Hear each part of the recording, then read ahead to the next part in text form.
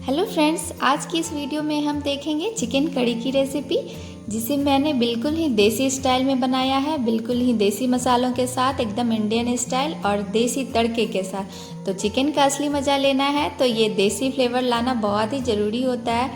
तो इसमें थोड़ा सा कढ़ाई चिकन का भी टेस्ट है, थोड़ा सा चिकन देहाती का भी टेस्ट है, तो दोनों मिक्स करके है। मैं जनरली इसी तरीके से बनाती हूँ और बहुत ही टेस्टी बनता है, यकीन मानिए। तो आप सब भी ज़रूर ट्राई कीजिएगा। तो स्टार्ट करते हैं। मैं हूँ विशाखा और स्वागत करती हूँ आप सभी का देसी तड़का विद विशाखा में। चिकन करी बनाने के लिए मैंने यहाँ सबसे पहले 600 ग्राम के करीब ये चिकन को गर्म पानी से धो लिया था। गर्म पानी से धोना बहुत ज़रूरी रहता है। तो अब मैं इसे मैरिनेट करूँगी। ऐड कर रही हूँ हल्दी का पाउडर, मैंने यहाँ 1 टेबल स्पून ऐड किया है, और 1 टेबल स्पून ऐड कर रही हूँ सॉल्ट, और थोड़ा सा ऐड किया है मस्टर्ड ऑयल, और 1 चम्मच भर के ऐड करेंगे दही। तो ये मैंने फ्रेश दही यूज़ किया है और एकदम गाढ़ी वाली दही है। तो इसे अच्छी तरीके से मिक्स कर देंगे। ये प्रोसेस करना बहुत ही ज़रूरी होता है। मैरिनेट करने से चिकन को 2 फ़ायदे होते हैं। एक तो हमारा टाइम भी कम लगता है, और दूसरा इसके फ्लेवर को बहुत इन्हांस करता है। अच्छी तरीके से मिक्स करने के बाद मिनिमम 30 मिनट्स के लिए इसे हम मैरिनेट करेंगे। अच्छा होगा अगर आप इसे 45 मिनट के लिए मैरिनेट करें।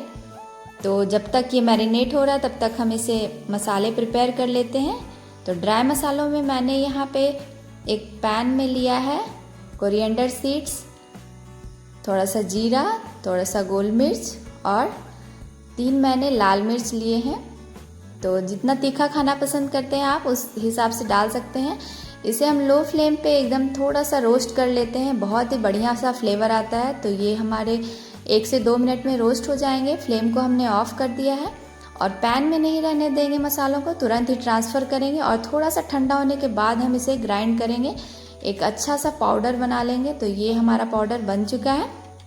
तो अब हम पेस्ट तैयार कर लेते हैं। पेस्ट तैयार करने के लिए मैंने यहाँ एक टमाटर लिया है चॉप करके, और खूब सारा यहाँ पे मैं लहसुन ले रही हूँ, करीब 20 कलियाँ होंगी, और थोड़ा सा अदरक।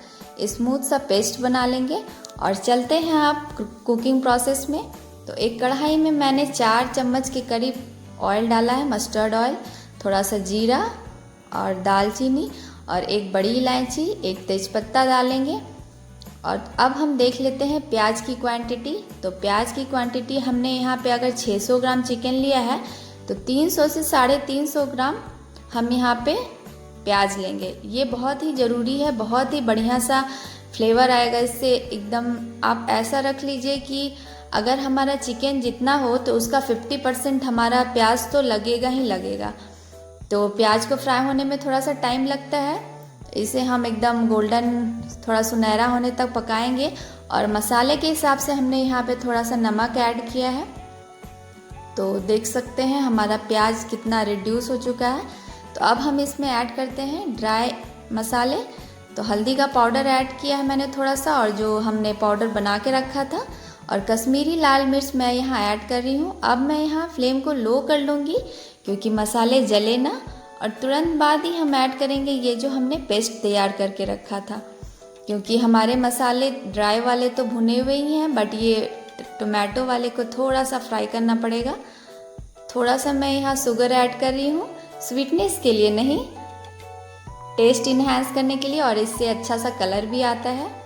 इसे हम लो फ्लेम पे थोड़ा सा कुक करेंगे। 70% मसाला फ्राई हो जाए तब हम ऐड करेंगे इसमें हमारा जो मैरिनेट हो रहा था चिकन, और अच्छी तरीके से मिक्स कर देंगे। इस स्टेज पे आप ध्यान दीजिएगा, जब हम चिकन को डाल रहे हैं तो इस टाइम से लेकर हमें लगभग 45 मिनट लग जाएंगे अब से कुकिंग, मतलब टोटल हमें करीब 1 घंटे लगेंगे इस 600 ग्राम चिकन को कुक करने में। तो टाइम का आप ध्यान रखिएगा। इसे हम ढककर लो फ्लेम पे कुक करेंगे, और जैसे जैसे ये चिकन पकना हमारा स्टार्ट होगा तो थोड़ा सा वाटर रिलीज करेगा, क्योंकि हमने चिकन को मैरिनेट किया था। तो मैंने जब भी बनाया है, कभी कभी ऐसा होता है घर पे कि दही नहीं होती है तो दही मैं नहीं डालती हूँ, लेकिन दही डालने से बहुत ही टाइम कम लगता है इसे कुक होने में। बहुत ईजिली ये कुक हो जाता है और बहुत सॉफ्ट बनता है, एकदम रबर के जैसा नहीं होता है। तो देख सकते हैं हमारा मसाला लगभग भुन चुका है, चिकन भी हमारा 80% तक कुक हो गया है। तो मैंने यहाँ पे अब ऐड किया है वाटर। ये मैंने यहाँ पे गर्म पानी यूज किया है।